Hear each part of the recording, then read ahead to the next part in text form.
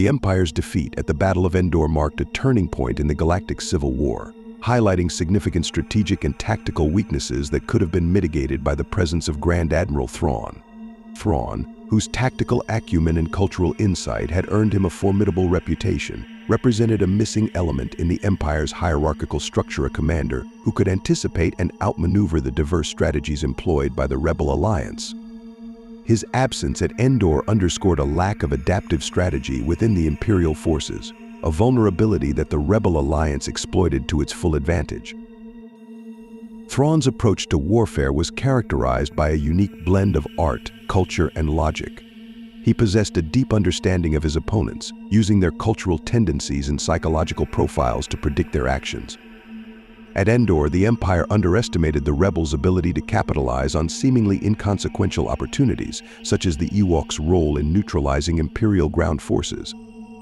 Thrawn's insights into the indigenous populations of Endor and his capability to recognize their potential utility, whether as allies to be co-opted or threats to be neutralized, would have fundamentally altered the dynamics on the Forest Moon. His strategic foresight could have ensured the Empire maintained ground superiority, securing the shield generator critical to the Death Star's protection. Another significant factor was Thrawn's ability to adapt to changing circumstances. The Empire's rigid command structure, heavily reliant on Palpatine's centralized control, faltered when faced with the Rebels' unconventional tactics. At Endor, the overconfidence of key leaders such as Admiral Pyatt and the Emperor himself led to strategic missteps. Palpatine's over-reliance on fear and brute force created a system ill-equipped to respond to nuanced threats. Thrawn, in contrast, was a master of contingency planning. His presence would have ensured a robust and adaptable strategy, enabling the Empire to counter the Rebel fleet's coordinated attack and exploit the weaknesses inherent in their unconventional approach. Thrawn's understanding of fleet dynamics would also have been a game-changer during the space battle. The Rebel fleet's success was due in part to its ability to exploit the structural vulnerabilities of the Imperial Navy. The Empire's massive star destroyers, though powerful, lacked the agility to counter the nimble Rebel starfighters effectively. The Rebels used hit-and-run tactics, leveraging their speed and maneuverability to create chaos among the Imperial ranks. Thrawn's command style prioritized efficient coordination and the strategic deployment of assets, ensuring that each vessel operated as part of a cohesive whole. He would have anticipated the Rebels' reliance on starfighter assaults and devised countermeasures, such as deploying TIE fighters in strategic formations or utilizing interdictor cruisers to control the battlefield. Furthermore, the Empire's strategic doctrine often overlooked the importance of morale, both among its own forces and those of its adversaries. The Rebels' ability to inspire hope, even in the face of overwhelming odds, played a crucial role in their success at Endor. Thrawn understood the psychological dimensions of warfare, recognizing that a demoralized enemy was as good as defeated. His strategies often involved sowing doubt and confusion among his opponents, undermining their resolve before a battle even began. At Endor, he might have employed psychological tactics to erode the Rebels' confidence, turning their strengths into liabilities. Thrawn's approach to leadership also set him apart from his peers in the Imperial hierarchy. Where others relied on fear and intimidation, Thrawn cultivated loyalty and competence within his ranks. His subordinates were often fiercely loyal, motivated not by coercion but by respect for his strategic brilliance and fairness. The chaotic and disjointed response of the Imperial fleet at Endor reflected a lack of cohesive leadership, a problem exacerbated by the loss of key commanders during the battle. Thrawn's steady and calculated leadership could have provided the clarity and direction needed to prevent the Empire's forces from unraveling under pressure. Additionally, Thrawn's emphasis on intelligence gathering and analysis would have provided the Empire with a significant advantage. The Rebel Alliance's ability to strike the Death Star's shield generator relied on intelligence that the Empire failed to protect adequately. Thrawn, with his meticulous attention to detail, would have recognized the vulnerabilities in the Empire's information security and taken steps to address them. He might have anticipated the Rebels' infiltration tactics and devised counterintelligence measures to neutralize their efforts, safeguarding the shield generator and, by extension, the Death Star itself. The Empire's reliance on overwhelming firepower as its primary strategy proved insufficient against the Rebels' resourcefulness and determination. Thrawn, however, understood the limitations of brute force. His strategies emphasized precision and efficiency, leveraging available resources to their maximum potential. At Endor, he would have employed tactics designed to exploit the rebels' weaknesses while minimizing the Empire's vulnerabilities. His strategic mindset would have ensured a more balanced and effective approach, reducing the likelihood of the catastrophic defeat the Empire ultimately suffered. In addition to his strategic and tactical prowess, Thrawn's ability to think long-term would have been invaluable. The Empire's plans at Endor were short-sighted, focused solely on destroying the Rebel alliance in a single decisive battle.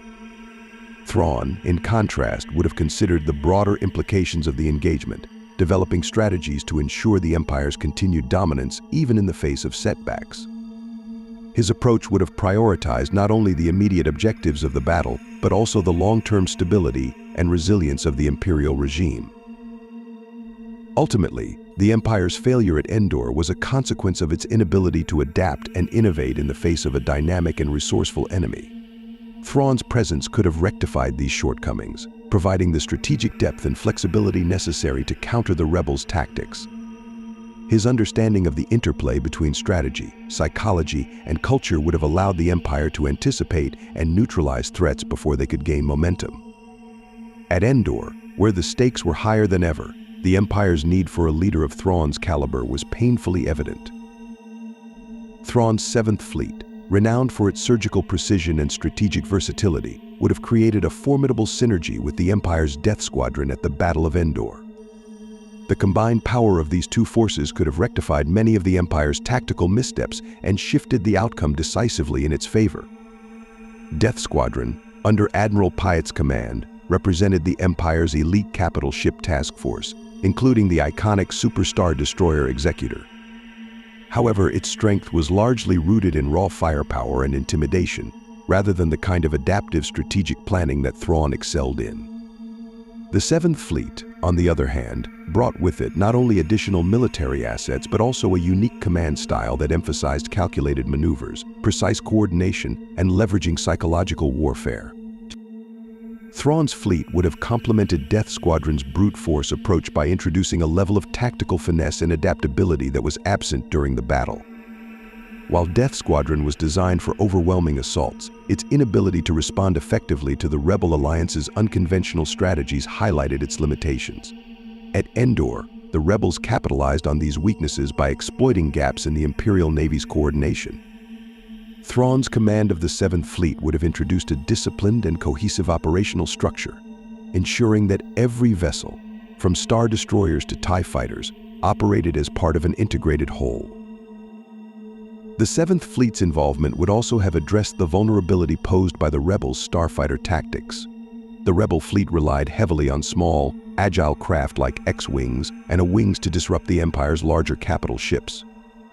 Death Squadron's response to these hit-and-run attacks was sluggish, as its Star Destroyers struggled to track and neutralize the nimble starfighters. Thrawn, however, was adept at countering such tactics. His ability to anticipate and dismantle enemy strategies would have ensured that the Empire deployed its resources effectively to neutralize the Rebel starfighter threat. The Seventh Fleet's advanced formations and coordination between capital ships and TIE fighter squadrons would have created a defensive net that the Rebel starfighters would have found nearly impossible to penetrate. Moreover, Thrawn's presence would have allowed Death Squadron to operate with greater efficiency and purpose. The chaotic nature of the Imperial response at Endor was a direct result of the lack of clear and adaptive leadership. Palpatine's micromanagement, combined with Piet's reluctance to deviate from orders, left Death Squadron unable to respond dynamically to the unfolding battle. Thrawn's leadership would have resolved this issue, as he was known for empowering his subordinates while maintaining overarching control of the battlefield. His ability to analyze and adapt in real time would have ensured that Death Squadron's immense firepower was directed where it was most needed, rather than being squandered in disorganized salvos. The combined forces of the Seventh Fleet and Death Squadron would also have enhanced the Empire's ability to control the battlefield and contain the Rebel fleet. The Seventh Fleet's interdictor cruisers, a key element of Thrawn's arsenal, could have played a pivotal role at Endor by preventing the Rebels from retreating or maneuvering freely. By deploying gravity well generators, Thrawn could have trapped the rebel fleet, forcing them into a battle of attrition that heavily favored the Empire's superior numbers and firepower. The inability of the rebels to withdraw or reposition would have left them vulnerable to the concentrated might of the combined Imperial forces, effectively nullifying their reliance on mobility and unconventional tactics. In addition to their tactical contributions, the psychological impact of the 7th Fleet joining forces with Death Squadron cannot be understated. The sight of Thrawn's distinctive Star Destroyers, flanked by the massive Executor, would have been a powerful demonstration of Imperial might, potentially undermining rebel morale before the battle even began. Thrawn's reputation as a brilliant strategist, coupled with the overwhelming presence of Death Squadron, could have sown doubt and fear among the rebel commanders, making them more prone to hesitation and mistakes. Thrawn's meticulous planning would also have ensured better coordination between the space battle and the ground operations on the forest moon of Endor. The failure to secure the shield generator was a critical flaw that allowed the rebels to destroy the Death Star. Thrawn's ability to integrate ground and space strategies seamlessly would have ensured that the shield generator was protected at all costs. His command over both Death Squadron and the 7th Fleet would have enabled the Empire to deploy reinforcements effectively, maintaining a unified and coordinated effort across all fronts. By combining Death Squadron's raw power with the 7th Fleet's strategic precision, the Empire would have created a military force that was greater than the sum of its parts. This synergy would have addressed the Empire's key vulnerabilities, countered the rebels' strengths, and ensured a level of adaptability and cohesion that was sorely lacking at Endor. Together, these two forces, under Thrawn's leadership, could have turned the tide of the battle, preserving the Empire's dominance in the galaxy and thwarting the Rebel Alliance's hopes for victory.